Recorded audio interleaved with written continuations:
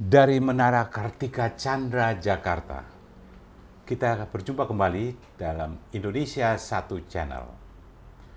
Sebuah program diskusi tentang para pemimpin lintas generasi. Dan saudara, sobat leader, di mana saja Anda berada, kali ini kita akan berdiskusi dengan seorang tokoh atau leader kita dengan topik yang unik dan mungkin berbeda dengan sebelumnya.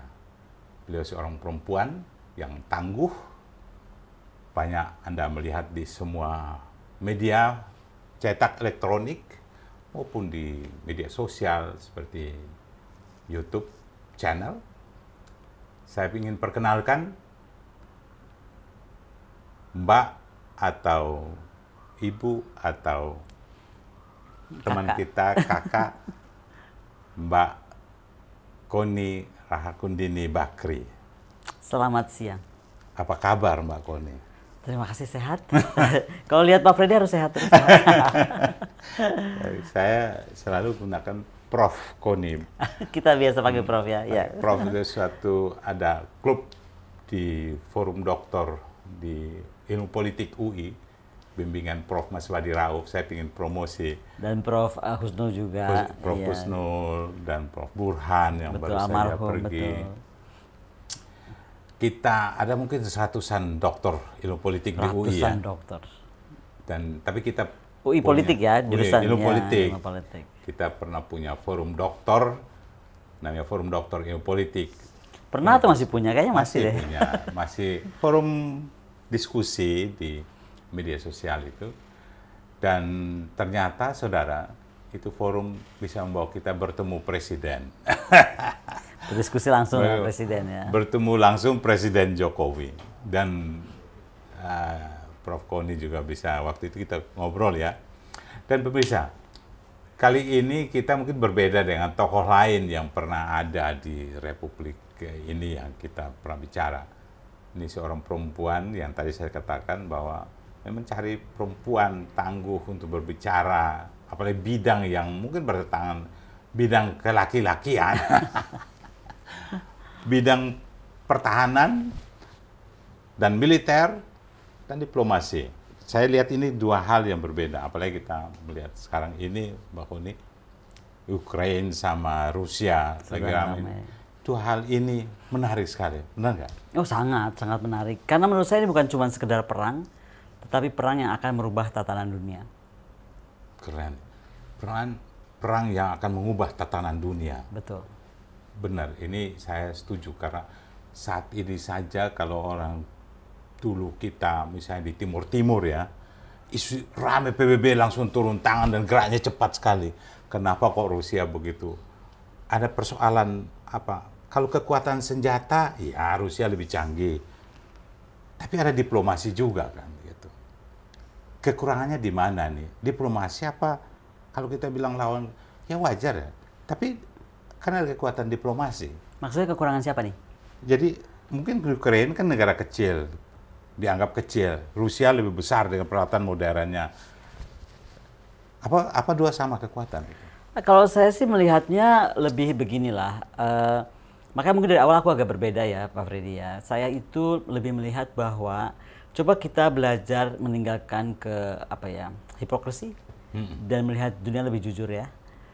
Kita harus lihat bahwa mungkin apa yang diperjuangkan Bung Karno dulu kala ketika pidatonya hebat di PBB itu. Ya betul, to build the world anew. Yeah. Beliau saja sudah waktu itu merasakan ada sesuatu gitu sehingga bilang bahwa PBB kamu tuh mesti fair. Karena ketika kamu tidak fair terhadap salah satu negara, kamu bukan saja menghancurkan negara tersebut, kata Bung Karno di pidatonya. Even worse, kamu menghancurkan mimpi kemanusiaan dan mimpi manusia-manusia. Ini persoalan diplomasi. Jadi ini persoalan diplomasi dan persoalan nilai.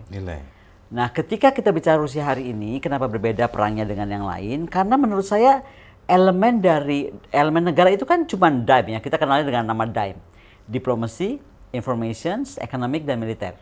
Nah, sejak Crimea, itu diplomasinya ditutup, istilahnya di apa ya, dia di banyak ditahan lah, misalnya soal anti Nazi, neo Nazi resolusinya PBB itu kemudian diignore oleh Ukraine, tidak didukung oleh EU gitu kan, dan NATO seperti tidak dianggap lah. Dia kan pusing, padahal kan dia menghadapi itu tiap hari. Ini dari perspektif Rusia ya. Kemudian elemen information, kita tahu dong bagaimana dia kemudian diputus dari dunia luar. Termasuk juga Swift sistemnya gitu. Nah, kemudian apalagi elemen ekonomi kita tahu juga ini di sanction. Nah, akhirnya mungkin dia cuma punya elemen satu, yaitu militer untuk sebenarnya demilitarisasi Ukraine. Saya berharap ketika itu terjadi itu tidak lama perang itu. Saya berharap Presiden Zelensky itu kemudian tidak akan mengorbankan terlalu jauh gitu. Ini di mata saya ya. Karena harus beliau bisa ukur kalau dibilang udah capek lah Putin itu ya, 8 tahun minta please NATO jangan memperluas gitu kan. Tapi kan NATO terus gitu sampai mengundang Ukraine masuk. Dan menurut saya demilitarisasinya Presiden Putin itu akhirnya untuk cuman warning, berharap Pak Presiden Zelensky itu ya duduk bareng lah cepat gitu kan. Tapi kan yang terjadi kemudian sepertinya malah mendorong malah tekanan kepada Putin semakin banyak. Ya. Itu yang membuat dia akhirnya nggak punya pilihan, akhirnya terus berlanjut kalau menurut saya. Ya. Karena saya nggak percaya itu aneksasi. Mohon maaf ya Pak Freddy, karena kalau aneksasi dia akan duduk kikif dari hari keberapa pasti itu. Pro kon ada yang bilang aneksasi, ada yang bilang semacam operasi khusus. Nah, saya lebih menyebutnya apa yang dia sebut dong, karena kan kita bukan orang Rusia nih, kita lihat dari luar aja. Beliau bilang kita akan demilitarisasi. Ya sudah, buat saya itu adalah demilitarisasi. Ini apa yang dilakukan Putin kan selalu bilang bahwa Amerika itu empire of lies. Nah, digiring operasi itu sangat masif ya, dan kehancurannya kan kita lihat sangat masif, dan Barat tidak terpancing dengan provo yang dimainkan, sehingga sehingga orang berpikir ini kalau terpancing bisa perang dunia ketiga atau perang nuklir, dan saya kira manusia sehat seperti mereka presiden tidak mungkin mengorbankan secepat itu ya. Saya agak heran kalau kita cuma emphasize ke perang nuklir ya, Pak Freddy ya. Karena sebenarnya ada yang lebih berbahaya daripada perang nuklir. Adalah perang biologi. Dan kita tahu bahwa di Ukraine itu banyak sekali laboratorium biologi, puluhan. Kalau nggak boleh saya sebut ratusan ya. Yang saya punya dokumennya itu ada 30-an. Dan itu betul-betul dilakukan, mohon maaf, dengan sponsor Amerika Serikat karena anaknya Biden kan ada di sana. Tapi mau apapun yang dibuat, saya ini kan latar belakang saya defense, Pak Freddy. Kalau kita ukur sekarang tentang perang tuh kalau kita pakai senjata itu per square kilometer tuh mahal, $800. Kalau pakai perang nuklir tuh masih agak mahal, $3 kalau nggak salah. Oke. Tapi kalau pakai biologi, Pak, itu $1 aja udah cukup. 1 kilometer persegi itu terdampak. Udah berdampak ya? Jadi dampaknya lebih parah daripada nuklir. Orang membayangkan nuklir karena melihat Hiroshima meledak gitu. Coba bayangkan kalau ini senjata biologi, lebih berat, seluruh dunia kena. Seperti anggap aja virus kemarin inilah virusnya perang biologi. Jadi kasih virus udah batuk-batuk kan udah kena. Jadi artinya kalau perang nuklir itu masih susah bawanya, Pak. Kalaupun pakai thorium yang energi barunya untuk nuklir, ya itu kan memang lebih sedikit. Kalau memang dulu segede meja, mungkin sekarang dengan thorium lebih sedikit. Tapi itu tetap something that you have to carry, dan anjing pelacak bisa sense. Biologi nggak bisa, anjing pelacak. Ukraine punya nggak itu? Kayaknya Ukraine punya. Itulah maksud saya ya. Jadi kenapa yang diangkat seolah-olah hanya karena Rusia punya nuklir, lalu kemudian di Ukraine banyak reaktor nuklir yang walaupun itu kan sudah sebenarnya bisa dikontrol sama Rusia lah. Anyway, gitu kan. Tapi buat saya lebih baik itulah perang biologi. Nah, ini yang menurut saya kapan dan sampai berapa lama kita akan terus mengayun ini gitu. Karena menurut saya permintaan Putin sederhana. Permintaan Putin sederhana saja gitu loh. Tolong menyatakan. Tapi ini sudah satu negara merdeka, punya kedaulatan. Yes. Kan mesti hormati juga kan gitu. Saya sepakat bahwa hormat itu sepakat. Tapi kembali kalau saya melihatnya, kita kan nggak bisa ukur gini loh. Presiden Putin ini kan bukan presiden jadi-jadian. Beliau jadi pemimpin sejak zaman Bu Mega ketemu beliau sejak zaman beliau di Saint Petersburg wali kota. Jadi seseorang yang sudah terdidik, lama dan panjang. Belum lagi perjalanan KGB-nya. Belum lagi kalau lihat sejarah dia tuh ditinggalkan loh di Jerman waktu Rusia pecah. Beliau itu kan lagi agen di KGB di Jerman. Itu kayak dilepas namanya agen, kita nggak paham agen rahasia kan harusnya diputus dengan negara. Tapi he's been all the things ya kan, yang kemudian membuat tapi sekarang kita lihat Rusia tuh bangkit. Walaupun Rusia itu bukan Uni Soviet, tapi panjangnya kekuasaan itu juga bisa abuse of power kan, bisa menyalahgunakan kekuasaannya. Somehow bisa dilihat demikian. Tapi kalau saya makanya dari awal itu berbeda. Kenapa saya kaitkan dengan Bung Karno? Karena setelah Bung Karno dulu berani keluar masuk PBB, ya kan, bicara dengan pidato hebatnya itu to build the world anew, dan kemudian membuat gerakan non-blok, itu kan gerakan nggak main-main. Tapi itu kan dasar pemikiran Bung Karno, dan Bung Karno pakai diplomasi. Kita kan nggak bisa expect yang sama bahwa Putin akan pakai diplomasi. Bahwa dia memilih pakai militer, saya belum ngobrol sama Presiden Putin. Memang saya tertarik, Mbak. Ini kan bilang Putin itu take over pemikiran diplomasi nilainya Soekarno. Menurut saya, karena sekarang gini, kita tanya ya, banyak great leaders, Pak. Saya pengagum Obama. Saya sangat pengagum Obama. Apakah Obama pernah membuat gebrakan seperti Putin? Enggak. Ya kan, siapa lagi kita sebut presiden-presiden dunia lainnya gitu. Saya pengagum misalnya Margaret Thatcher.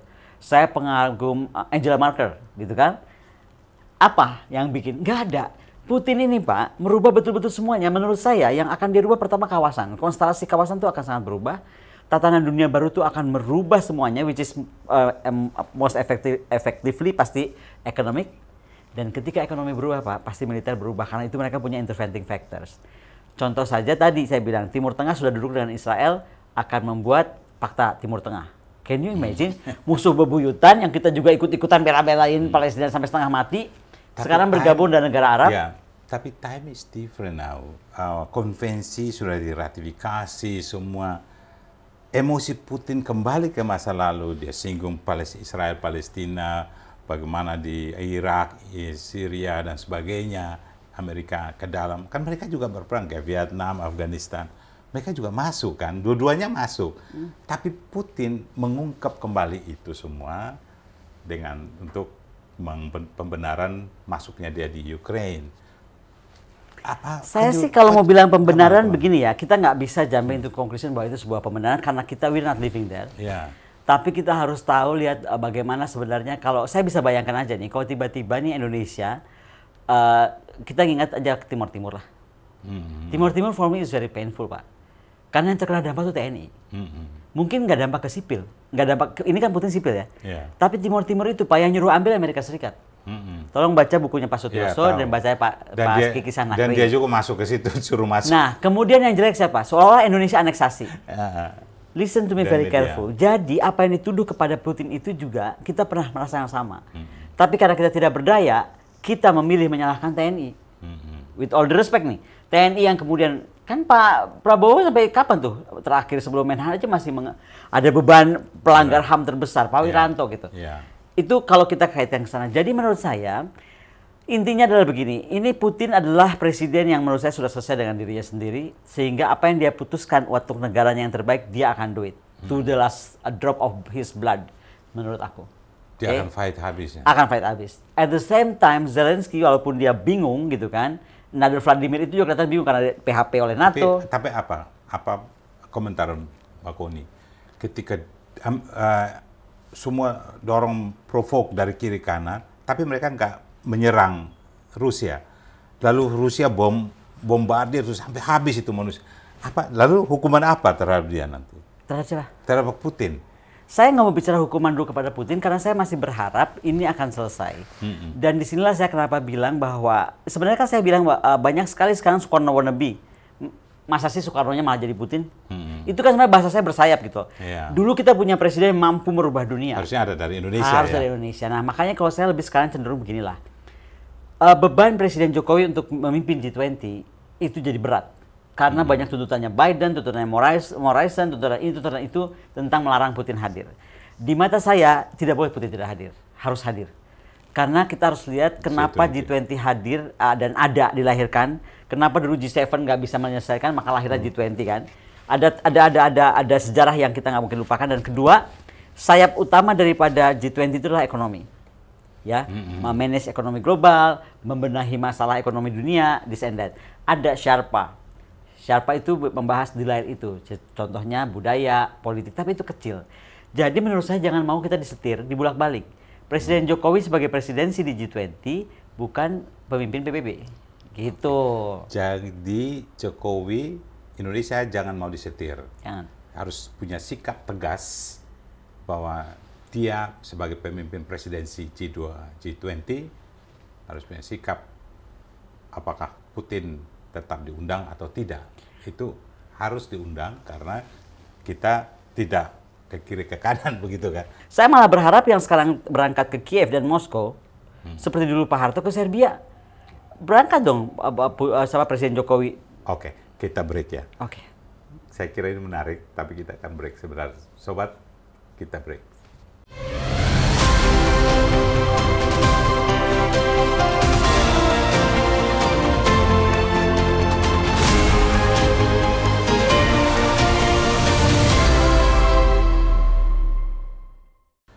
Baik, Sobat Leader, kita kembali ke segmen berikutnya bersama Dr. Koni. Prof, ini menarik. Indonesia harus bersikap soal di G20 ini. Bersikapnya itu adalah bersikap betul-betul merebut panggung ini. Ini kan sebenarnya is a new stage. Saya udah bilang tadi bahwa kalau ada tantangan itu adalah sebenarnya sebuah kesempatan. Masa kita turunan Presiden Soekarno, turunannya Gajah Mada, turunannya para pemimpin besar, Ratu Shima, ya kan, Kali Nyamat yang bisa mengkontrol Portugis, bla bla bla. Masa sekarang kemudian kita cuma bilang, oke, kayak Limbung, nggak ke kiri, nggak ke kanan, tiba-tiba kondem, tapi tiba-tiba nggak jelas. Saya ketemu Dubes Ukraine, misalnya dia cerita bahwa kenapa ya semua surat saya ditolak gitu, atau nggak ada tanggapan, bukan ditolak, tapi tidak diberi respon. At least dia cuma ingin ada respons gitu. Atau kemudian kenapa ya bantuan kemanusiaan tidak hadir, dia nggak minta yang lain-lain mungkin. Karena saya juga bilang kamu nggak boleh ngatur presiden saya, kan ada kan statement dia seperti mengatur Pak Jokowi, saya bilang nggak boleh begitu Dubes, saya bilang. Jadi dia bilang oke, kalau gitu berarti bagaimana bantuan kemanusiaan? Maksud saya, kenapa sih kita nggak ambil momentum lebih penting, apalagi Presiden Jokowi itu sedang ada beban di pundaknya, beban sekaligus kehormatan ya, menjadi presidensi di G20 tahun ini. Jadi kalau saran saya gitu, saya bicara dengan beberapa diplomat senior, saya bicara juga dengan Komisi 1, bagaimana kalau kita kemudian atur Pak Jokowi bersama Ibu Puan, ya kan, untuk berangkat langsung ke Kiev, sama seperti Pak Harto dulu Serbia, kemudian juga ke Moskow, ya kan, dan ambil posisi apa sih gitu kita sebaiknya. Sehingga pertama ada bukti konkret kita turun tangan. Begini Pak Freddy ya, saya contohkan ya, kita tuh ribut banget Palestina, itu ada pesan Bung Karno sebelum Palestina merdeka bla bla bla gitu kan. Buat saya malu saya ketika seorang mantu Presiden Trump, anak muda nggak pernah kuliah HI juga, ya kan Bro? Setahu saya dia nggak pernah kuliah HI, saya nggak tahu kalau dia di belakang saya kuliah HI ya. Kemudian dia melahirkan Abraham Accord. Dan Abraham Accord hari ini tuh efektif sekali Prof. Sampai dia itu akan duduk bersama dengan Israel bikin fakta pertahanan. Pernah nggak terbayangkan oleh kita? Nah, sama sekarang saya bilang ini adalah sebuah bencana. Kalau tadi kita lihat perang biologinya yang terjadi atau perang nuklirnya mungkin akan terjadi, masa Indonesia tidak dengan leadership Pak Jokowi tadi, dengan cucu presiden which is Bu Puan memimpin DPR, masa nggak bisa hadir untuk kemudian berbuat sesuatu gitu loh. Jadi Prof Koni ini benar ya. Kenapa leader yang kita buat tidak bahasa Inggrisnya leader? Leader ini tokoh-tokoh leader. Pemimpin, pejuang, betul. Pemimpin pejuang.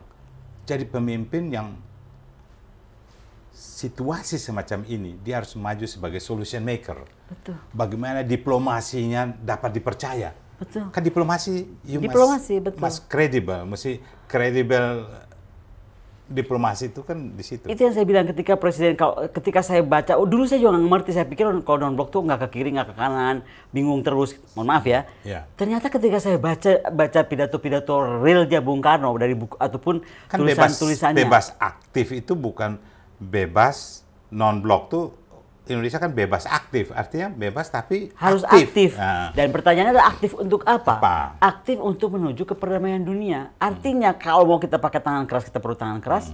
Contoh, bagaimana kemudian kita operasi Mandala itu tangan besi. tapi juga bagaimana gerakan Presiden Soekarno untuk diplomasi. Waduh, diplomasi itu mengagumkan ya, Prof. Saya tuh sekarang terlibat di peringatan Asia Afrika besok. Akan segera kita memperingati Asia Afrika. Kita mesti ingat, itu tidak mudah. Di era itu, negara baru lahir, udah bicara dengan level dunia. Tito waktu itu siapa? Kita semua tahu Tito siapa. Rusia, kemudian Kennedy, coba. Jadi levelnya tuh bayangkan dong seorang Presiden Soekarno bisa begitu. Itu yang kita harapkan, apalagi sekarang Presiden kita udah bilang, kita tuh Maritime Fulcrum, World Maritime Fulcrum. Jadi tidak ada dunia tuh tidak melintas kepada kawasan ini, especially Indonesian Slots. Ya, then do something about it gitu. Jangan cuma bangga aja gitu. Sayang ya, Soekarno, ide-ide Soekarno yang dikumpulkan dari Barat dan Timur itu tidak terimplementasi dengan baik ya. Padahal beliau tuh kontemplasinya, ya, bacaannya. Kalau saya lihat tuh, aduh. Memang kalau kita baca dia di YouTube kan jelas pidato Soekarno soal demokrasi, bagaimana Pancasila itu. Nah, Pancasila di sini yang membedakan kita. Kalau kita maju solusi terhadap masalah Rusia Ukraine ini, isu Pancasila ini kan sebenarnya ada spiritualitasnya di sana. Kalau disandingkan dengan demokrasi, ya demokrasi lebih hebat lah. Bahkan komunis tuh sudah memiliki peradaban yang luar biasa. Kelebihan kita di spiritualitasnya, menurut Pak Poni gimana? Ya mungkin boleh juga kita memperkenalkan apa nilai-nilai Pancasila kita ya kan. Itu memang harus. Tapi lebih intinya sebelum kita ke sana, menurut saya itu kita pun sendiri masih ada perdebatan sekarang di dalam negeri nih. Karena kalau kita bicara spiritualitas, apakah negara kita sendiri nih, jangankan dulu ngajarin Ukraine ataupun Moskow, apakah kita sudah benar-benar Pancasila, itu menjadi pertanyaan saya. Contoh, misalnya, ketika saya bilang bahwa we have to stand for Putin in this matter, karena saya melihat kenapa ya Putin diperlakukan beda, kenapa Bush dulu nggak dihukum seperti Putin dihukum, kenapa rakyat Amerika nggak asetnya di seluruh dunia di freeze seperti rakyat Rusia sekarang di freeze. Itu yang makanya kalau kita melihat sesuatu dari perspektif yang menurut saya harus fair gitu. Jadi boleh saja kita simpati kepada Ukraine, tapi at the same time juga kita harus simpati kepada Putin karena tidak ada dalam history selama negara demokrasi ini orang diperlakukan seperti Putin dan negara diperlakukan seperti Rusia. Oke? Yang mau saya bilang, sebelum kesana kita ngajarin Pancasila, look at ourselves. Apakah kita nilai spiritualitas kita itu sudah kita tanamkan secara merata kepada seluruh rakyat Indonesia? Ya mencakup tadi sila ketiga kan? Ya kan? Apakah sudah? Saya bilang belum. Jadi kalau saya nggak akan bawa dulu Pancasila nih, takutnya saya contoh ya, Dubes Ukraina doktor sejarah. Dia baca banyak pidato Bung Karno, pidato Bung Tomo, pidato Sudirman. Tahu-tahu dia bilang gini, nah kamu sendiri coba agama lain di Indonesia kok kayaknya masih belum sama. Nah kan jadi susah. Jadi mau saya jangan cari sakit kepala, kita datang aja dengan nilai perdamaian dunia. Gitu loh.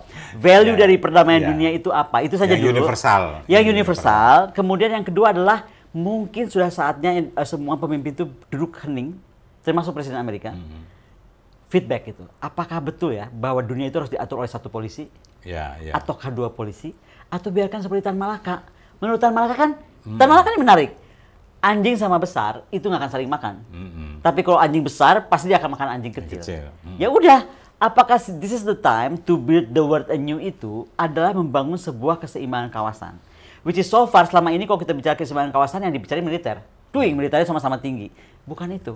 Keseimbangan kawasan tadi mungkin apakah kemudian kita akan bersatu dengan rubel? We don't know. Atau kita masuk ke yuan? Iya kan? Coba perhatikan sikapnya Modi dan India. India itu member of the Quad loh. Bayangkan, it's very powerful. Ada Jepang, ada Amerika, ada Australia di situ. Saat the Quad mau dibangun, saya kebetulan dikirim Kemlu ke Delhi Dialog. Di situ saya udah angkat tangan. Sebentar aku bilang ke Admiral Jepang, kenapa Indonesia nggak dilibatkan? Silain communication yang kamu bicara itu silain communication kita. Jawaban Admiral itu, mohon maaf, your Navy nggak compatible with us. Itu kan kayak tamparan ya, Prof. Makanya kenapa saya selalu TNI harus baik, alutsista harus benar, bla bla bla gitu. Which is sekarang saya rem dulu lah, karena kayaknya waktunya nggak tepat. Tapi intinya adalah itu. Nah, jadi sekarang India saja yang sudah bergabung itu sekarang memikirkan bahwa, dia harus berubah. India ini kalau kita lihat, ini kan perang media sebenarnya. Di mana-mana perang timur dan barat, anggap aja Rusia itu timur. Itu selalu media barat. Dulu perang dingin juga begitu. Kalahnya. Ya propaganda lah. Kalau kita sebut sekarang hoax, dulu propaganda. Betul. Apalagi sekarang ada media sosial yang sudah iya. terbuka, medsos digital sekarang. Saya melihat India mengambil peran yang menarik. Dia buka semacam lebih dari CNN. Bahkan CNN yang kalah, namanya Vion TV itu muncul. Itu kayak laporan pandangan mata. Kayak laporan pandangan mata. Dan para akademisi bicara, saya tahu itu. Udah tahu kan? Tahu. Dia masuk dan bagaimana dia buat keseimbangan. Dan dia mampu membuat keseimbangan. Tapi yang menarik adalah Modi, presidennya, muncul ke sana, wah, peluk-pelukan dalam ketika penyeruan pertama. Langsung ada yang dibunuh itu, orang India, mahasiswa apa. Wah, itu semua protes bahwa ini Modi terlalu genit. Tapi Indonesia kan diam. Indonesia mengambil posisi diam, mendorong dialog. Tapi saya kira tidak cukup ya. Enggak dong. Atau mungkin ada silent operation. No. What silent operation? I made the two ambassadors kok. Saya ini ketika duduk di sini, saya sudah bertemu dengan ambasador Rusia, bicara panjang. Saya sudah bertemu dengan ambasador Ukraine, bicara panjang. So, sebagai akademisi, saya sudah cukup melihat itu secara holistik ya, antara dua negara yang sedang berseteru, gitu loh. Lain kalau saya cuma berpihak misalnya kepada satu, ya kan? Atau berpihak kepada yang lain, kan enggak. Nah, justru dari sini saya melihat, loh, kok momentum ini nggak diambil oleh Indonesia? Padahal ini menjelang G20. Kalau saya selalu pikir begini ya, kalau ada masalah, dari masalah itulah sebenarnya muncul opportunity. Betul nggak? Jadi jangan berharap masalah ini kita skip, kemudian kita bikin opportunity. No. Sometimes the biggest opportunity itu datang dari masalah yang terbesar. Iya, gitu kan? Nah, menurut saya masalah terbesar bangsa ini sebagai Indonesia, karena kita sedang megang kepemimpinan G20. Kedua, masalah terbesar Pak Jokowi, dia lagi jadi presidensinya G20. Jangan cuma kesana kemari pakai baju merah G20 itu, gua pegel banget liatnya. Tapi maksud aku, then what? Gitu loh. Harus proaktif ya. Proaktif, apalagi Biden udah bersuara, Morrison udah bersuara, ya kan? Yang lain udah mulai bersuara, UK bersuara. Loh, kita ini negara berdaulat dan terhormat gitu loh. Dan kepemimpinan sebagai presidensi G20 itu beda dengan IO. Kalau IO boleh aja diatur-atur, nggak mau pengantinnya nggak mau begini. Gitu. Mungkin perlu semacam press conference setiap beberapa lama gitu, beberapa waktu. Setiap perkembangan di... No, I don't think so lah. Enggak, kemarin saya senang ada diangkat juru bicara untuk G20. Memang akhirnya juru bicara yang lulusan Cambridge dan Oxford ya. Maksudnya he's very good. Tapi despite the young woman yang smart, yang bisa bicara tentang G20, behind the screen ada tokoh-tokoh diplomat ya kan yang harus support ya kan kepada Presiden Jokowi untuk punya firm sikap. Beginilah saya itu. Tapi semoga saja ada gerakan yang diplomasinya silent diplomasi yang berjalan. Itu, dan saya sedang berusaha itu terwujud. Semoga itu bisa terwujud. Jadi, yang penting tidak di depan kita, nggak usah di depan, tapi silent diplomasinya berjalan. Gitu. Mudah-mudahan itu terjadi ya. Kalau itu juga tidak terjadi ya, non-blok kita tidak. Apa kabar kan? Masa sih nilai-nilai yang diajarkan, janganlah nenek moyang kejauhan. Diajarin Bung Karno tuh kita resapi gitu. Prof, dulu saya belajar kita di Lemhanas itu, yang kita bahas adalah bagaimana menghadapi Indonesia di antara dua karang besar. Bukan Rusia sebenarnya, China dan Amerika. Memang Rusia nggak ada urusan sama kita, nggak dan pernah. Itu nggak ada kan waktu dan difokuskan persoalan itu. Dan kita pernah tulis di Leader juga bahwa ada the rise of ideology, komunisme bangkit kembali. Bahwa kan dia belum mati. Orang bilang death of ideology atau akhir dari sebuah ideologi ketika Perang Dingin selesai dan Soviet bubar. Tapi ternyata isu neo-Nazi dimunculkan kembali, semua. Everything is possible untuk kembali muncul saat ini. Menurut Anda gimana? Ya mungkin ada gitu ya, tapi kalau saya neo-Nazi dan lain-lain itu kan kita nggak live di Donans, jadi kita nggak tahu ya. Tapi kalau kita baca dokumen-dokumen Donans, bagaimana juga emblem-emblem itu beredar kan kita lihat. Tapi kalau saya lebih begini deh, sekarang itu menurut saya ekonomi dunia itu sudah sangat memihak. Contoh nih, what's wrong with the rise of China? I'm asking you. Apakah kemudian ketika dunia ini ada, PBB itu ada? On one point saya sangat setuju sama Zelensky. Kalau kemudian PBB nggak mampu menghandle, ya udah bubar aja nggak ada PBB. Bedanya apa sama Bung Karno? Bung Karno justru ya bubar. Itu. Jadi Zelensky itu udah pusing kali. Dia kesini nggak kesana nggak. Jadi terus PBB ngapain kan? Nah, maksud saya di tengah pergulatan pertanyaan tentang PBB, jangan bebani G20-nya untuk perdamaian Rusia dan Ukraine. Tapi di PBB-nya bagaimana? Tapi bagaimana sekarang peran kita Indonesia sebagai pemimpin negara non blok dulu, bagaimana mimpi Bung Karno untuk to build the world anew, bagaimana balancing kawasan, pemikiran utama Kai segeri pemikiran. Great. Itulah dari 3 itu aja datang ke sana. Look, begini. Contoh, ini rubel nih, ini akan bisa jadi mata uang yang powerful. Ya Bisa mengganti dolar, bisa jadi kalau dia menang ya. Lah, jadi kita harus duduk juga hening sebentar, dan terus dia join sama Yuan. I don't know which one. Yuan gabung ke rubel, rubel gabung ke Yuan, atau mereka bikin euro atau apa namanya kita nggak ngerti. Kalau EU bisa bikin euro, kenapa kita nggak bisa bikin euro misalnya mereka berdua? Kita ikut kemana?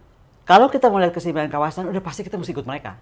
We are living far away from United States of America, with all due respect. Gitu loh. Betul. Jadi memang tadi saya dari awal Mbak Koni udah bilang bahwa ini Ukraina Rusia ini akan terjadi suatu perubahan besar. Ya, bukan cuma perang antara mereka. Bukan di sana, tapi dunia.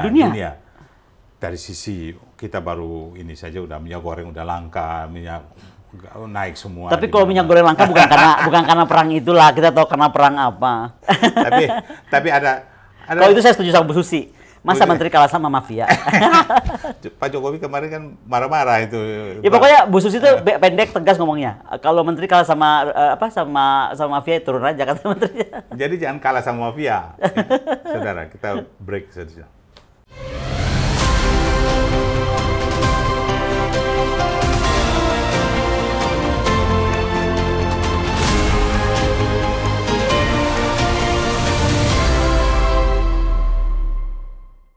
Sobat Leader, kita masih bersama dalam Indonesia Satu Channel bersama Dr. Koni. Ya, Mbak Koni ini kita sering ganti-ganti Prof. Koni. Kita punya klub Dr. U itu selalu sepakat dengan Prof. Prof bukan profesor itu, tapi ini Prof yang kekhususan untuk di UI. Prof, ini saya menarik, benar. Mafia, bagaimana handle mafia ini. Jangan mafia ini malah menutupi isu diplomasi besar itu. Betul. Diplomasi kita harus dapat dipercaya. Sehingga saya mau pingin cover story berikut Leader ini, trust diplomasi. Elemen trust diplomasi itu betul-betul harus juga terletak pada 2P juga ya, dan 1G menurut saya ya. 1 adalah government, 2 parlemen, 3 adalah people. Nah, yang kita bahaya adalah ketika parlemen kemudian the G juga tidak mampu mereframe sesuatu, maka people ini akan bikin juga model dia sendiri. Contoh misalnya, masyarakat kita sekarang terbelah. Yang pro Rusia dengan alasannya, yang pro Ukraine atas alasannya. Nah, dan nggak ada yang bicara tentang gimana sih melihat perspektif ini se-fair mungkin. Maka itu yang sedang saya usahakan. Yang kedua, kita kan bukan komentator. Negara sebesar Indonesia kan nggak cukup cuma jadi komentator. Makanya saya bilang, please deh, do something about it. Pakai quote, pakai kopiah, ya kan? Jalan dengan gagah memasuki Kiev atau Moskow gitu. Toh itu ada aturannya, jadi jangan sampai takut diapa-apain. Karena itu ada aturan dunia, bahwa ketika seorang pemimpin negara mau mendamaikan, itu proteksi ruang udara dan lain-lain itu bisa diberlakukan. Berapa jam? Contoh waktu Pak Harto masuk Serbia. Ya kan, walaupun Pak Safri waktu itu pakai baju lengkap segala macam ya. Tapi jadi kenapa kita lihat itu heroik? Karena memang itu ada sistem untuk melindungi seorang kepala negara dan pemimpin seperti Bu Puan kalau memang bisa hadir, itu untuk hadir ke sana. Mbak Puan itu pernah loh, itu tahun 2004 waktu isu Ambon itu. Ya. Itu semua dia masuk ke Ambon itu, dan waktu itu Panglima semua pulang, dia masuk sendiri dengan ke ini. Sampai orang bilang, "Oh, berani banget ya." Dan saya kira ya ada darah-darah begitu. Beliau cucu Bung Karno. Saya sampai bilang gini loh, sekarang tuh banyak banget Soekarno wannabe. Bicara kayak Bung Karno, pakai baju yang paling gua kesel. Kalau bicara masih lumayan karena dia baca bukunya Bung Karno.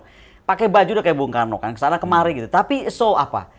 Value-nya Bung Karno, keberanian Bung Karno, leadership Bung Karno, terus apalagi kepemimpinan Bung Karno, karisma Bung Karno gitu. Mana? Nah ini yang saya bilang, coba datanglah pemimpin kita itu, selesaikan itu. Apa misalnya? Kita mau tetap bertahan bahwa karena G20 itu melibatkan Rusia itu negara penting di G20. dan G20 itu memang emphasizing-nya lebih kepada ekonomi dan juga isu-isu global ekonomi, which is yang tadi saya bilang, mungkin dia akan bikin new real, Yuan Rubel, terus apa kabar, ya kan? Nah, terus apalagi, jadi kalaupun ada unsur lain, itu kan itu bukan nggak boleh dibalik. Jadi beban Sharpanya lebih besar daripada beban ekonominya, which is now happening ya. Itu yang kemudian kan saya baca nih kemarin statement dari juru bicara Kemlu. Kami masih belum punya keputusan karena kami akan koordinasi dengan Menteri Keuangan. Ya ampun, gua langsung kenapa jadi koordinasi lagi? Ini jadi koordinasi antar menteri, kapan selesainya? Iya dong. Jadi maksud aku, udah presiden take over, tapi ini juga ada PR, Prof. Saya udah pegel ngomong ini berapa kali, tapi kita tuh nggak punya, kita bernegara tapi kayak pincang karena nggak punya, kalau kita nyetir, kita tuh nggak punya GPS. Bingung kan? GPS kita itu National Security Council, which is Dewan Tanas. Jadi berarti fungsi Dewan Tanas itu nggak ada. Jadi banyak lembaga fungsinya APBN aja dilihat tiap untuk program. Itu kan yang ngomong Prof ya, bukan aku.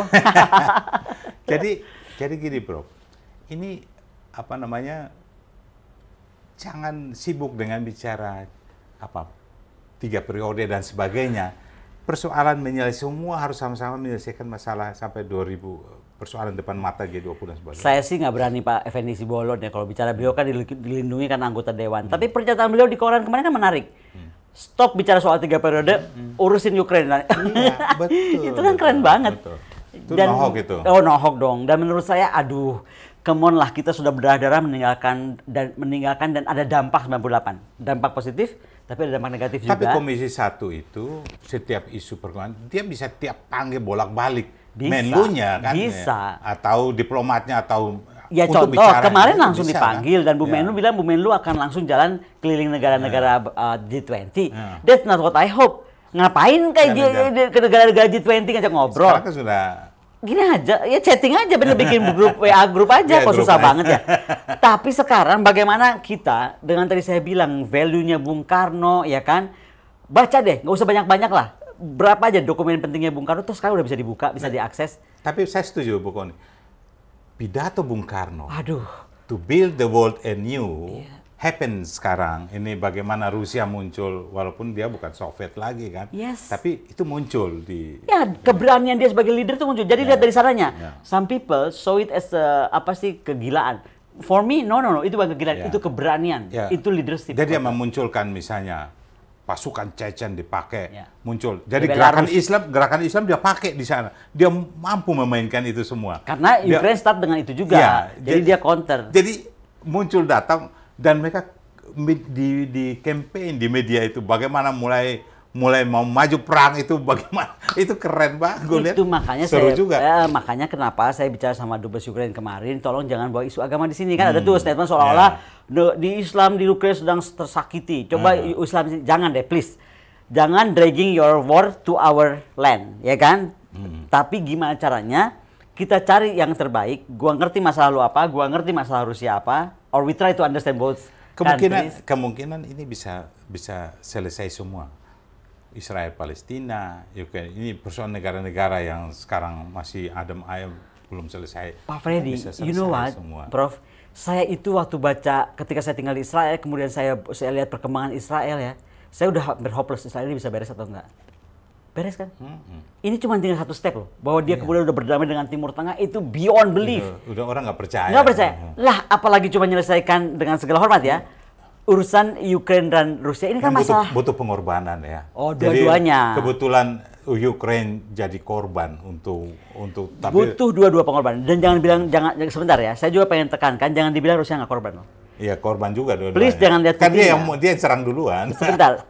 Please jangan lihat dulu tokoh Putinnya kalau memang karena banyak juga bombardir barat seolah-olah menganggap Putin itu kenapa gitu. Coba lihat masyarakat Rusianya. Fair nggak? Tiba-tiba masyarakat polos dihukum. Tapi mudah-mudahan saja, Prof. Kucing dihukum. Putin di dalam negeri juga perebutan kekuasaan. Semua negara menjelang perebutan kekuasaan. Saya kira lihat Modi itu, dia baru-baru kan terpilih kembali kan. Bagaimana dia mainkan peranan dan semua lagi mengambil momentum peristiwa. You said semua ya? Iya. You said semua ya? Hampir semua saya lihat itu. Oke, kecuali Indonesia. Kecuali Indonesia. Iya, Indonesia mau ambil dari mana?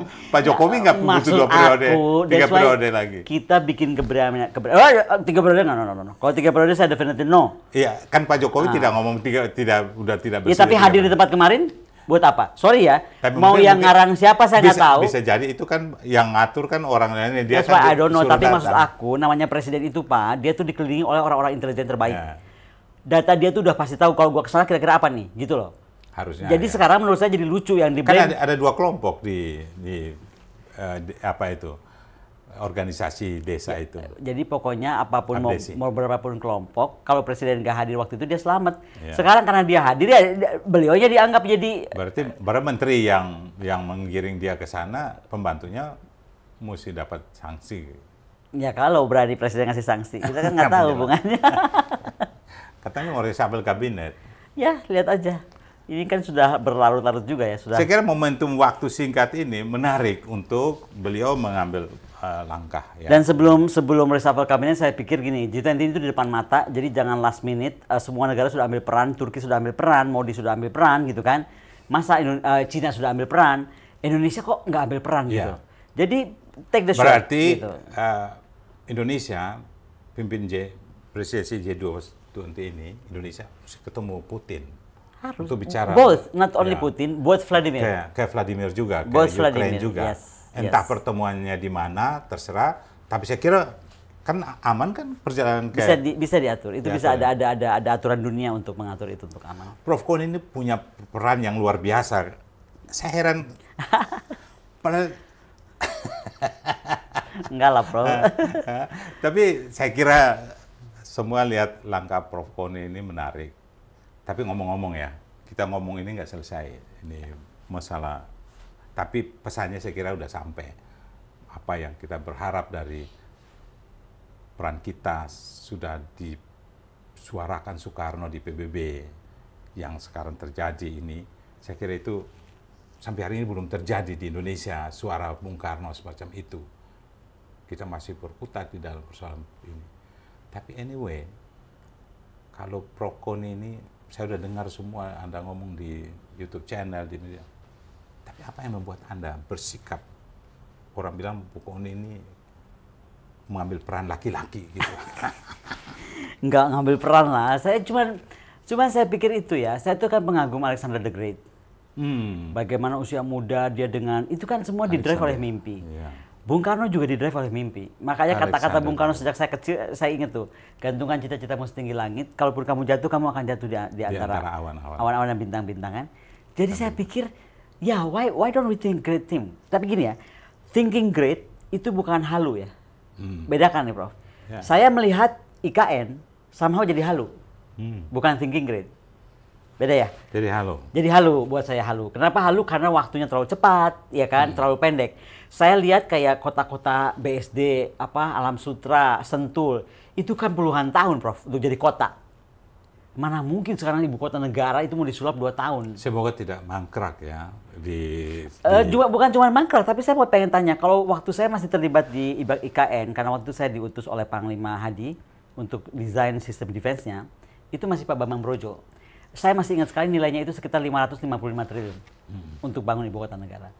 Di bawah kepemimpinan Pak Suharto Mono Arfa, dalam 2 tahun ini itu berubah. Saya nggak tahu apakah karena kemudian dipres harus semua jadi menjadi 1.477 triliun.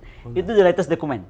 Kalau mau tanya lagi dokumen terakhir dari berapa, tolong telepon Pak Jilal Mardani atau Profesor Ayu Mardi Azra. Ya. They know details tentang IKN, saya kan enggak. Tapi intinya menurut saya dari mana di tengah kita COVID 2 tahun ini, Prof, rakyat minyak goreng aja nggak bisa diurusin, nggak kebeli, ya kan? Lalu tiba-tiba ada pembangunan yang demikian masif dan harus beda nih kalau bisa gini. Kayak Canberra itu kan lama, Pak. Saya lupa 29 tahun.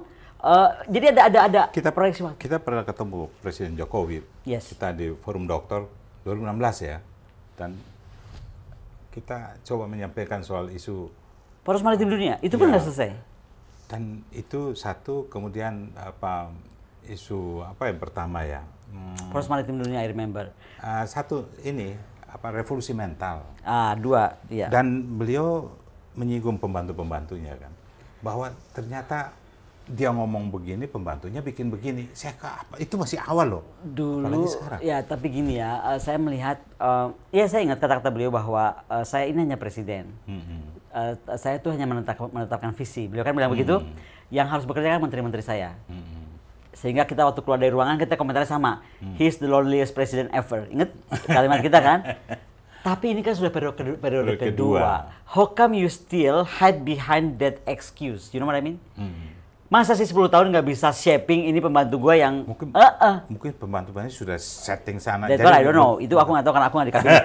Tapi maksud aku bahwa kemudian dianggap menterinya itu tidak mampu, sebenarnya jangan salah. Berarti maksudnya Bu Kony ini, Presiden nggak akan berani mereshuffle kabinet dong? Bukan, maksud saya adalah you cannot blame all to the ministry sekarang. Maksud Anda bisa nggak? 2019 berani nggak kira-kira? Bisa reshuffle kabinet menurut Anda? Harus jadi. Kan dia bisa lihat. Tapi berani nggak nih? Ya harus berani lah. Sekarang mau ada perubahan nggak? Contoh nih, saya makanya tadi kalau dia tadi singgung Bu Susi, kalau Bu Susi bisa bilang masa menteri kalah sama mafia untuk apa? Nah, itu kan maksud saya udah jelas itu pesan dari seorang rakyat. Kemarin udah marah banget itu presiden. Mantan menteri. Kemarin kan marah banget. Enough, aduh please deh, marah-marah nggak enough lah. Langsung aja ambil keputusan. Marah-marah apa gitu loh. Jangan lagi terus banyak sekali negosiasi terjadi ini itu jadi nggak beres juga. Jadi gitu. ambil keputusan aja. Ambil keputusan. Kan hak prerogatif. Makanya Bu Mega tuh kemarin tiba-tiba nyeletuk bahwa jangan cuma pakai minyak goreng, itu ada benarnya juga. Kalau saya kaitkan ke berdikarinya Putin ya. Can you imagine ya? Di semua di stop, tapi dia survive. Masa kita sekarang kekurangan nasi minyak goreng, terus tiba-tiba kayak nggak bisa makan. I think that one point is very interesting. Makanya sebentar, aku tiba-tiba ingat pesan nenekku cara bikin kelapa. Aku cobain lagi loh kemarin di dapur modernku itu. Gua kan orang yang suka nggak percaya karena dulu inget nenek pernah ngajarin. Aku coba, itu kan alajanan leluhur. Iya. Bisa gitu. Bisa. Ini kan mafia. I think you are involved with Kuba so much ya. Yeah. Prof, yeah. I think you are involved with Kuba so much. Yeah. So you have to see. Aku lihat dari Moskow. Please deh, Prof lihat dari Kuba. Apa Kuba itu bisa survive? Kita bilang Indonesia juga kalau Kuba bisa, Moskow bisa, masa Indonesia nggak bisa? Karena saya sekolah dokter di sana. I know. Dia pernah cerita. Karena satu masa kondom itu bisa mereka rebus, bisa makan karena kesulitan kelaparannya. Itu anak saya sambil masa sih? Kan you imagine that? Iya. Ya, artinya Cina juga pernah. Setiap apa yang mereka produk itu mereka fungsikan benar-benar.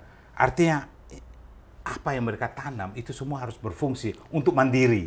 Berdikari. Ya sekarang Cina lah. Kenapa kalau kita jalan-jalan ke Cina, saya kan pertama mikir kenapa ada kecoa di sate, kalajengking di sate. There are times mereka makan pun nggak bisa sehingga kalajengking dan kecoa dimakan dan jadi sebuah makanan yang tanda kutip ya. Nah, kok seluruh rebus saja kok marah. Nah, kan sebenarnya itu kan sebenarnya solusi perang terhadap teroris. Kalau mafia kita bilang teroris dulu kan berani lawan teroris. Kalau kita anggap aja ini mafia minyak goreng ada teroris, untuk melawan mereka kan? Kita lawan mereka dengan rebus, kan dia nggak bisa jual juga. Lama-lama jual murah juga. Mungkin begitu, tapi kan selalu politik bermain. Ya dan hoax. Dan pasukan hoax kan, pasukan penyerang. Ya kayak waktu aku kritik 1760 triliun. Mana pernah gue dikritik dari orang hadapan gini sama gue. Yang ada kan hoax semua. Wih, kehidupan pribadi diangkat, kehidupan ini diangkut, gosip didengerin. Tapi bagaimana Anda responsnya ketika orang mengkritik? Gini ya, itu pasti resiko yang sudah saya pikirin. Salah satu yang selalu diingat apa? Oh, yang paling painful. Painful. Yang paling painful adalah ketika dokumen pribadi saya itu dari pengadilan militer keluar. Ini saya akan buka sekarang ya. Itu menurut saya hadir sebagai saksi di pengadilan militer. Can you imagine pengadilan militer? Dokumen itu satu malam muncul tiba-tiba, diangkat kasus itu. Besok pagi saya menghadap Pak Hadi, Panglima TNI. Pak Hadi dengan segala hormat, tolong bereskan ini. Ini dari mana bocornya? Kalau nggak saya besok bikin press release. Berarti kita sudah sudah cara kita bernegara sudah sangat salah. Sebagai akademisi, saya itu memberikan pemikiran saya dan cari kasih solusi loh. Saya itu bukan cuman salah, no. Saya ketemu Bu Puan, saya ketemu siapa, saya tulis surat sama presiden. Saya tulis begini loh caranya, ngukurnya begini, ini anomalinya. Anda memberikan solusinya. Iya, ini tolak ukurnya dan berdasarkan ilmu sekali lagi ya. Makanya mesti dibeli itu ini. Ya. Nah, jadi bukan cuman kenapa beli ini, kenapa segitu. No, saya kasih solusi. Tapi yang terjadi sudah kelihatan sekali di media bagaimana. Tapi respons Anda menarik. Anda memberikan solusi pada mereka. Baik pemirsa, sobat, kita break lagi sih.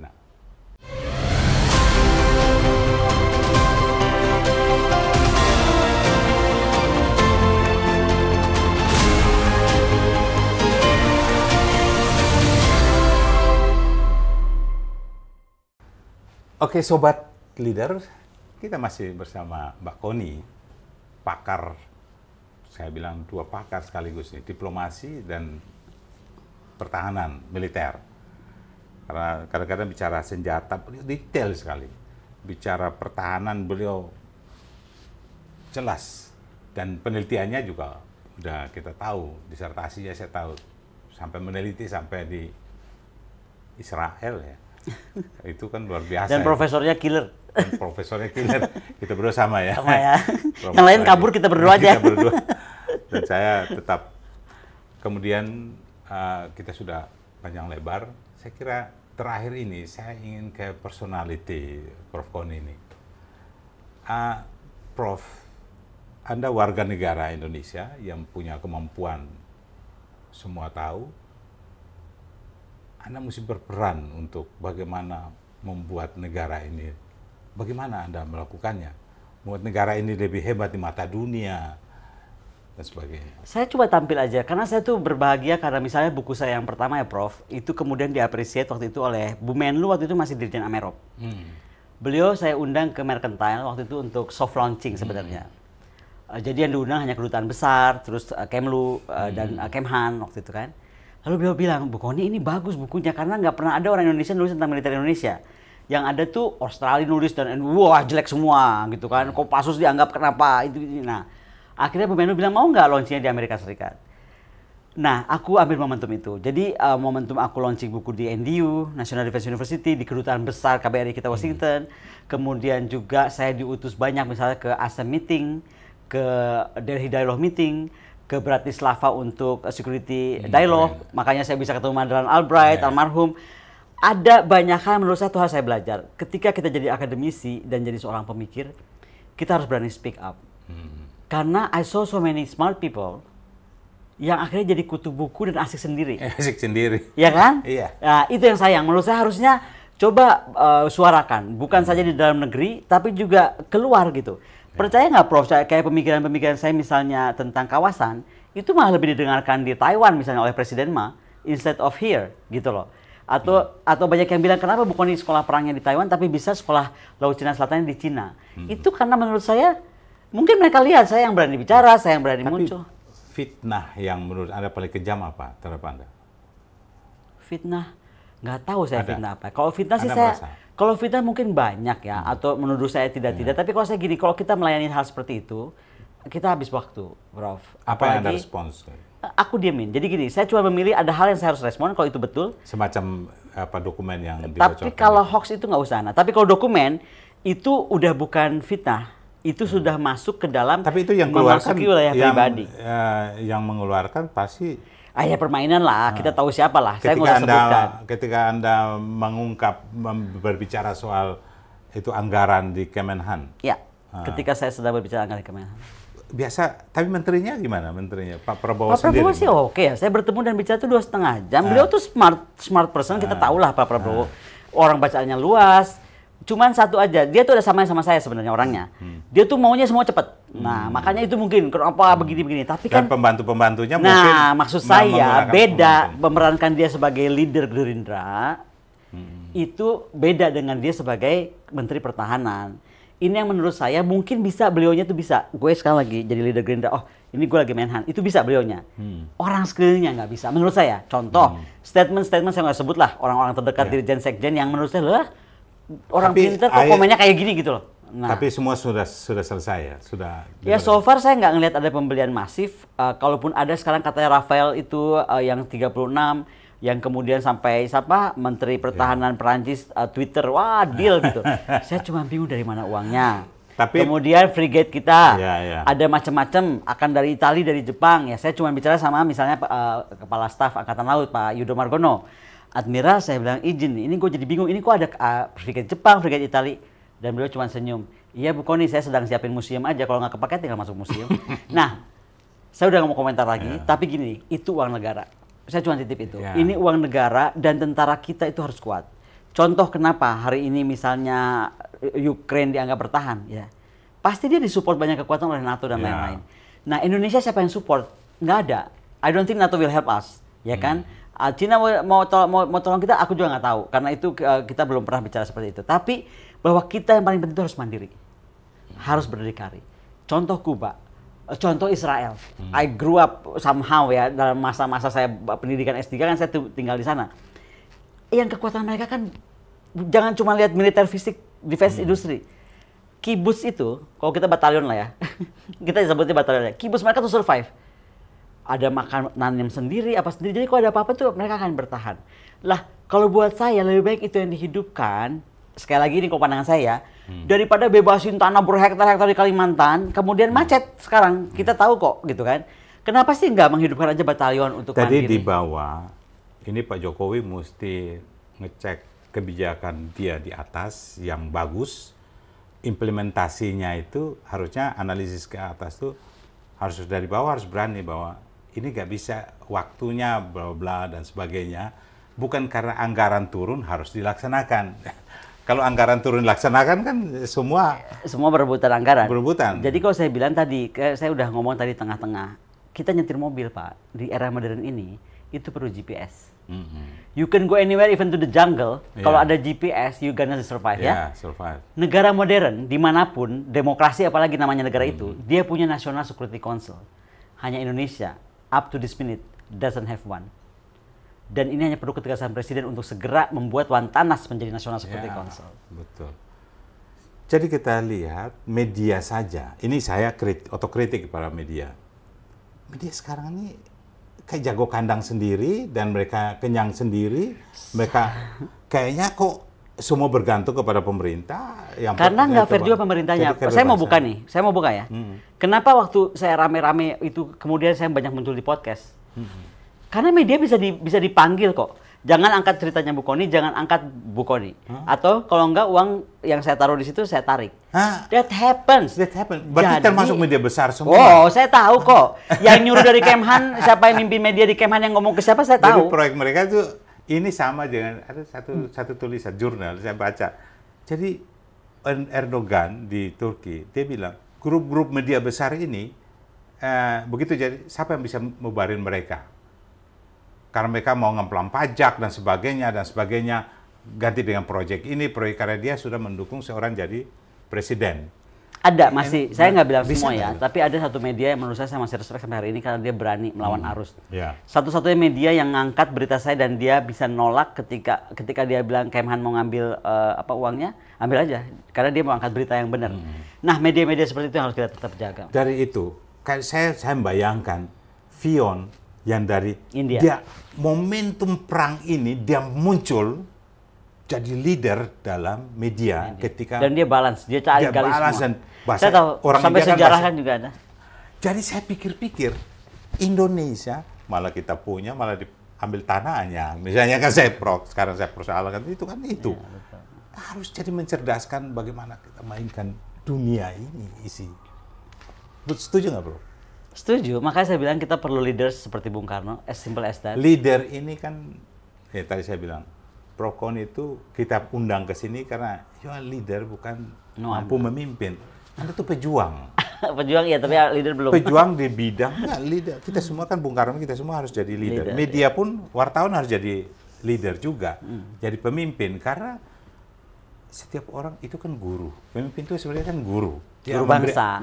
Guru untuk arah bagi orang lain. Di lingkungan kecilnya tidak harus jadi pejabat. Betul. Tapi dia bisa drive. Drive. You already drive ini semua. Amin. Dan pemikiran diplomasi, pemikiran pertahanan. Mbak Kony sudah melakukan itu semua. Tapi apa yang masih kurang untuk Anda mau lakukan? Iya, belum maksimum. Banyak hal. Mimpi Bung Karno tadi, bagaimana dunia yang baru itu terwujud. Bagaimana cita-cita Tan Malaka, keseimbangan kawasan terwujud, keren. Ya kan? Itu saya pikir perjuangan kita masih panjang. Dan kita perlu pemimpin yang berani bersuara dan bertindak, bukan cuma bersuara. Berarti next election kita ini untuk berpikir next generation ya. Yes. Jadi mencari pemimpin yang bagaimana mengangkat kembali pemikiran Soekarno, pidato di PBB itu, to build the world anew. Dan, gitu. dan have a courage ya. To really implement it. Menyatukan kembali semua. Karena keberanian itu yang paling penting. keberanian ya, nyali ya. Nyali. Saya kira pemimpin kita punya nyali, tapi menurut No, Rocky no, no. Gerung, Too many people is safety player. Rocky Gerung mau bilang, ini masalah Pak Jokowi dikira para dealer kata. Aku nggak tahu kalau Pak siapa Rocky dan kalau saya lihatnya cuman jadi banyak terlalu safety player, padahal pemimpin itu nggak bisa dia dikelilingi oleh para safety player. Tapi saya berharap, kita berharap ya, menjelang 2024 selesai Pak Jokowi, dia makin bekerja keras dan dia tidak tetap mengambil keputusan yang memiliki hak prerogatif itu ya. Hopefully dan nggak terjebak seperti kemarin.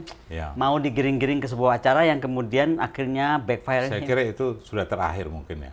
Karena kalau itu memang sampai hari ini masih jadi pembicaraan di publik.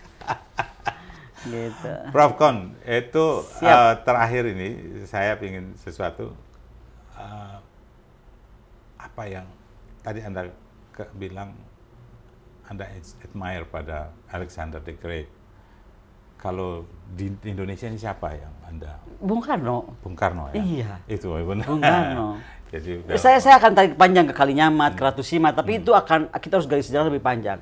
Tapi kalau yang paling bisa dicari dokumen tulisannya, ya kan, dan itu sekarang sudah bisa diakses. Kalau memang susah datang aja ke PDIP misalnya, itu bagus banget loh. Anda bisa nangis kok, baca 1-2 tulisannya Anda bisa nangis kok. Udah kepikir oleh beliau gitu loh. Itu aja. Keren. Jas merah. Jas merah. Ya, kita tidak boleh melupakan sejarah ya. Iya, betul. Jadi sebenarnya perjalanan kita harus jadi mata rantai yang selalu terhubung. Betul. Jangan sampai karena era digital, lalu kita cut semua pakai. Kita lupa kalau kita ini mulai dari analog pakai bambu runcing sampai kepada semua. Itu harus tetap dalam satu mata rantai saya kira. Sampai sekarang pakai cyber troops.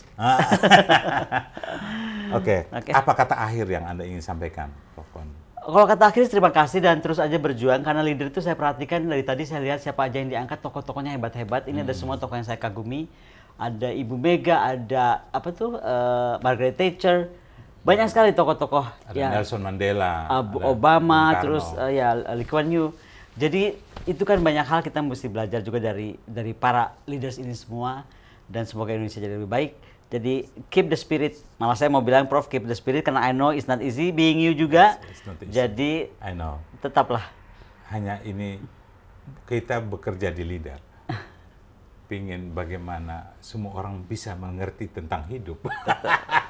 Dan kepemimpinan. Kepemimpinan. Baik, Sobat Leader, kita akhiri di sini dan sampai jumpa lagi.